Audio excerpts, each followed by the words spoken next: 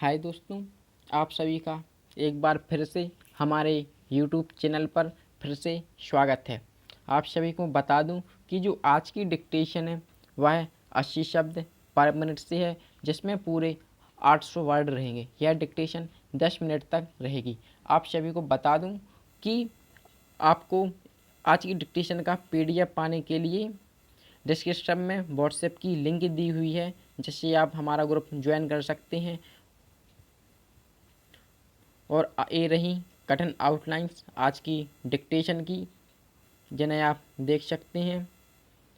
लोकराज्य, राज्यपाल, ताल्लुक, जन कल्याण, उद्योग धंधे, दूध घी, सुविधाओं, सिद्धांत, संविधान, करवाते, पढ़े लिखे, फल फूल, मांस या अंडे, इंतजाम, आदर्श, सिलसिले, कर्मचारी, धक्का, नदियाँ, रिपोर्ट, निर्धन, निवेदन, जनसंख्या। चलो अब आपको ले चलते हैं हम अपनी डिक्टेशन की ओर। आप लोग तैयार रहें, डिक्टेशन स्टार्ट होगी 10 सेकंड बाद। आप लोग तैयार रहें। Ready, start. उपाध्यक्ष महोदय, इस बिल को इस सदन में लाने की आवश्यकता इसलिए पड़ी कि इस समय में जो पहले के राज्यपाल हैं वे अपने सिद्धांत और आदर्श में गिरते चले जा रहे हैं, जिससे देश के जनजीवन पर बुरा असर पड़ रहा है।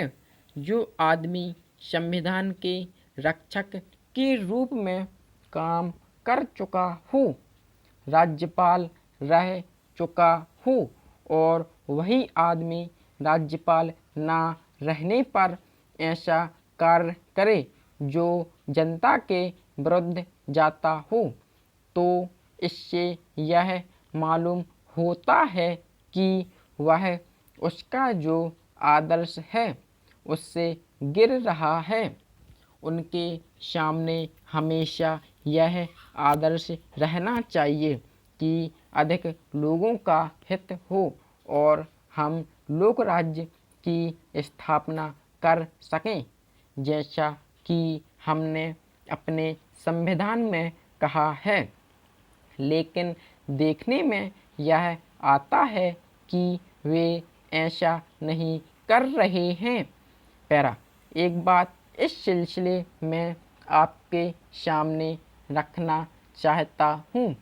जब यह कानून बना था उसमें यह बात शामिल थी कि जो लोग दबे हुए हैं, जिन जिन लोगों का शोषण होता है, उनको कुछ सुविधा मिले, उन्हें कुछ राहत मिले और इस प्रकार से उनका जीवन स्तर ऊंचा हो। यह बात आपको मालूम है कि भारत के जो अखबार हैं उनके जो मालिक हैं वे प्राय वही लोग हैं जो धनी वर्ग से ताल्लुक़ रखते हैं तथा उनसे अपने हितों की रक्षा का कार्य भी करवाते हैं। इस कानून के बनने से उनको ऐसा लगा कि हमारे जो हित हैं उनको धक्का लगेगा और कर्मचारी को कुछ ज़्यादा देना पड़ेगा। उन्होंने इस कानून को, जिसे इस सदन में पास किया था, चुनौती दी और वे कोर्ट में गए और वहाँ पर भी हम यह देखते हैं कि उस मुकदमे की पैरवी करने के लिए एक आदमी जो कि राज्यपाल के इस पद पर कार्य कर चुके हैं जाते हैं। राज्यपाल के पद पर रहने पर तो हम जन कल्याण की भावना का समर्थन करें, लेकिन उस पद को छोड़ने के तुरंत बाद ही हम उसके विरुद्ध कार्य करें तो इससे यह सिद्ध होता है कि हमारे जो राज्यपाल हैं वे राज्यपाल की इज्जत को धक्का लगा रहे हैं, क्योंकि राज्यपाल ऐसे आदमी नियुक्त किए जाते हैं जिनका बड़ा सम्मान होता है और जो काफ़ी पढ़े लिखे होते हैं और देश के नेता होते हैं। पैरा अध्यक्ष महोदय, खेती के साथ में दूध का भी बहुत संबंध है। यह कहा जाता है कि इस देश में दूध की नदियाँ बहती थीं। मेरे ही ज़माने में 1 रुपये का 20 सेर दूध मिलता था, परंतु आज उसका भाव अधिक हो गया है। आज हर व्यक्ति को दूध नहीं मिलता है। आज हालत यह है कि औरत को, बच्चे को, रोगी को दूध मिलना दुर्लभ हो गया है। मैं चाहता हूँ कि हम अपनी योजना में जितना ध्यान उद्योग धंधे की ओर देते हैं, इतना ही ध्यान पशुपालन की ओर, नस्ल सुधार की ओर भी दें।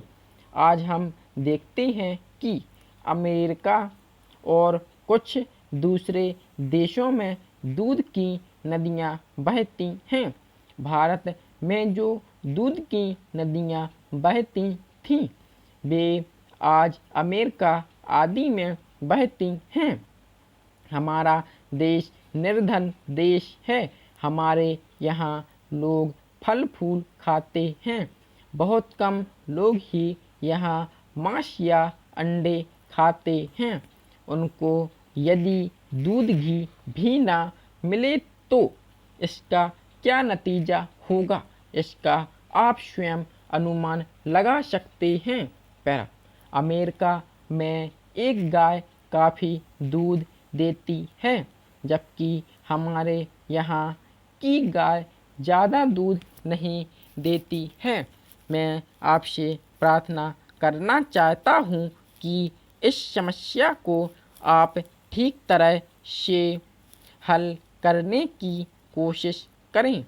इसकी ओर आप पूरा ध्यान दें।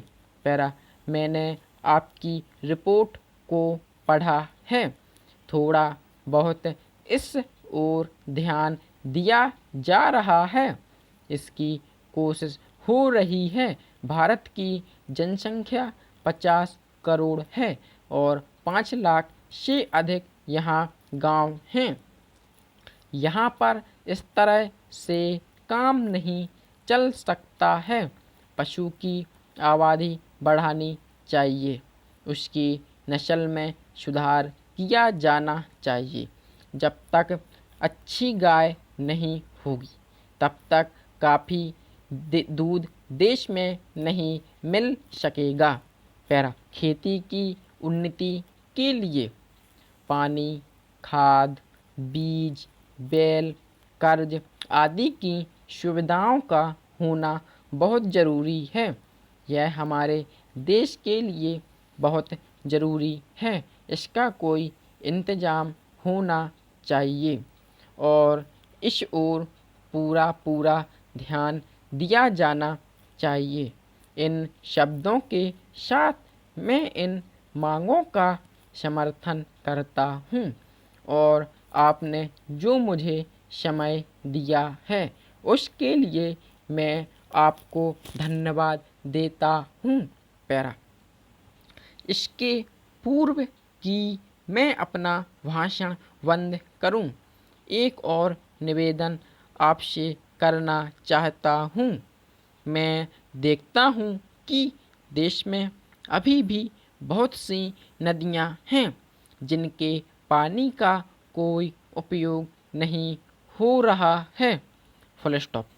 आज की डिक्टेशन होती है समाप्त। आज आप लोग अपने डिक्टेशन का ट्रांसलेशन ज़रूर करें। यदि आप ट्रांसलेशन नहीं कर सकते हैं तो डिक्टेशन को पढ़ें अवश्य। Thank you.